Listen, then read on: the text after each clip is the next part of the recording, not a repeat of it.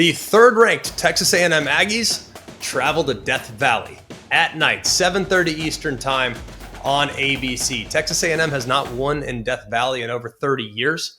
That's wild when you really think about it, especially knowing that these two teams have played a lot in the last 12 since Texas A&M got into the league.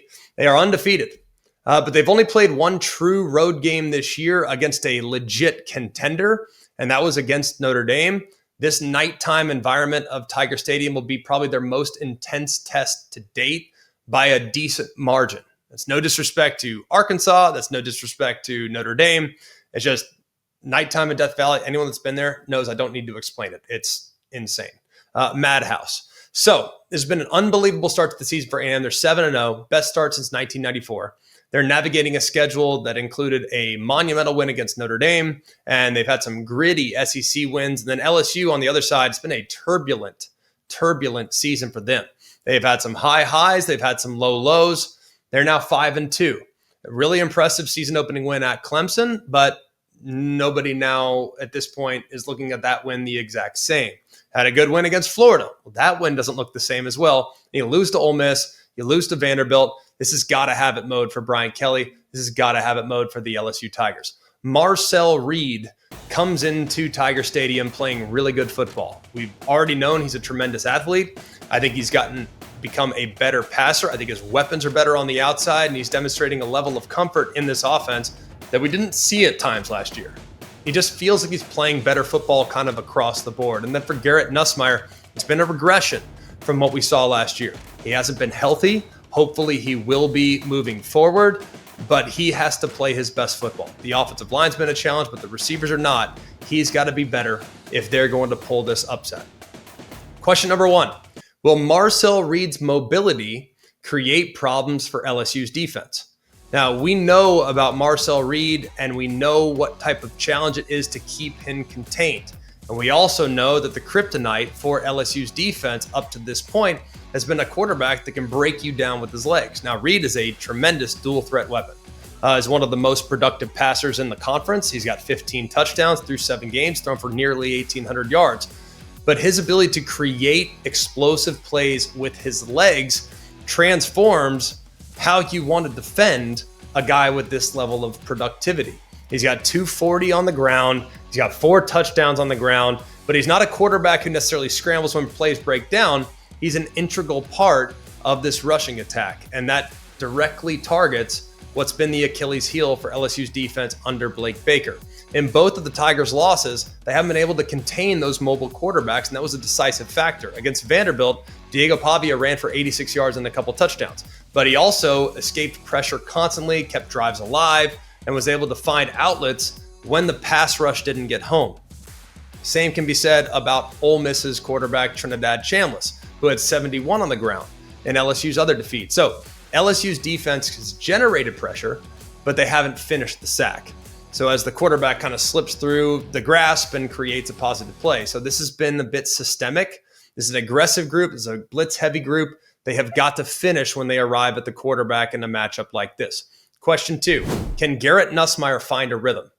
Now, in a game like this game has a very big challenge. Now, you look at the numbers statistically, it's been pretty good. Over 1,600 yards, 11 touchdowns, but the offense in general has been pretty inconsistent. They're averaging just over 25 points a game. In the passing game, they got to design concepts that's going to give Garrett Nussmeier quick, easy reads and protect him long enough to deliver accurate throws, because the real issue has been with the offensive line. That leads me to question number 3. Can LSU's offensive line step up? Now, the root of the LSU's struggles offensively can be traced directly to the offensive line that has been really up and down.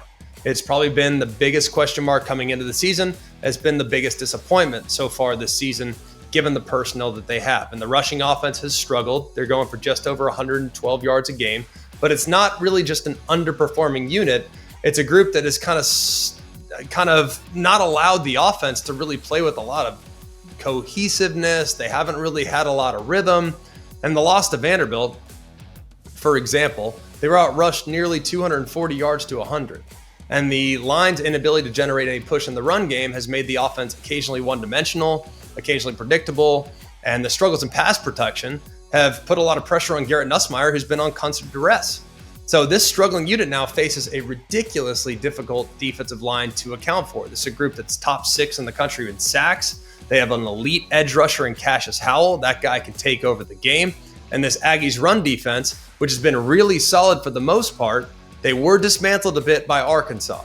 So that's something to keep in mind. However, when you look at LSU's rushing attack, it's very different from that of how Arkansas tries to attack you. Arkansas has got a super mobile quarterback, a super dynamic quarterback. That's not Nussmeier. And what Arkansas did led to Texas A&M's defense misfitting a lot of runs in the run game. And while that might be a crack in the foundation, this is not the matchup in which the misfits would be a real problem. Because with Taylor Green at quarterback, you're not getting that same type of threat from Garrett Nussmeier in the run game. So completely different defensive game plan that probably won't be overly aggressive up front, and they kind of just will force you to beat them along the line of scrimmage, which will be challenging for the LSU offense. Question 4, how will LSU handle these Texas A&M wide receivers? Now, I think this is one of the most underrated duos in the country. I feel like I'm telling you this every single week with Mario Craver and Casey Concepcion. Craver's been a big play threat. He's been outstanding. He's averaging nearly 20 yards a catch. And then Concepcion, great compliment. These two guys are very, very good together. Very reliable, but is also equally dangerous when you get the ball in his hands. He has a team-leading 6 touchdowns this year. And this duo, I think they could present the stiffest test of the season for an LSU pass defense that's been really solid on paper. This will probably be the best weapons that they've seen so far as the 1-2 punch is concerned. And this matchup becomes a little bit of a battle of attrition because LSU's corners, who are at times left on an island, can they maintain coverage long enough for the pass rush to get home, especially when the quarterback has the mobility to extend plays for several seconds beyond the initial drop back. I know Mansour Delane can, but can the other side step up and play at a high level? Because playing against A&M requires not 1, but 2 great corners with great cover skills throughout the course of the game. Question 5, can LSU somehow win on third down? Because the Aggies defense, they're top 2 in the country when it comes to opponents' third down conversion percentage. They allow just over 22% of their attempts to be converted. And in the first 3 SEC games, that dominance was on complete display. They allowed just 2 for 33 in the first 3 games against SEC competition. So LSU, I think, has to find some rhythm, has to find some conversions so that defense can somehow wear down. Because that defense constantly getting off the field, it's going to be hard for LSU to manufacture a lot offensively. And then question number 6, how committed to the run will Texas A&M be? Look, Texas A&M was dealt pretty significant blow. When Le'Veon Moss gets banged up, Moss has been outstanding, very powerful runner. And last year, he got banged up against South Carolina, was out for the season, and the run game fell off a little bit down the stretch. But in his absence this year, you have the emergence of Reuben Owens, who has now become the primary ball carrier. He's a very talented guy. We've seen him go for big yardage against Mississippi State. He's got nearly 400 rushing yards this year and 3 touchdowns. So it's a little different, versatile skill set to that position. We'll see exactly how committed they can be to the run against what is a desperate defense that has to play at a high level. I'm taking the upset here. I shouldn't. I'm going to be honest with you. I shouldn't. It doesn't feel good. It's an insane thing to do because right now there's not a lot to feel good about with LSU. I'm going to be honest with you. There's not a lot to love about what they're doing offensively. I just think this is their last gasp. I think this is a group that will force a couple turnovers and they're just going to find a way to win this game. I think it's LSU's defense that will win this game for them because I don't trust their offense, but I'm taking the Bayou Bengals in desperation mode to get a win against an undefeated top 3 Aggie team in Death Valley.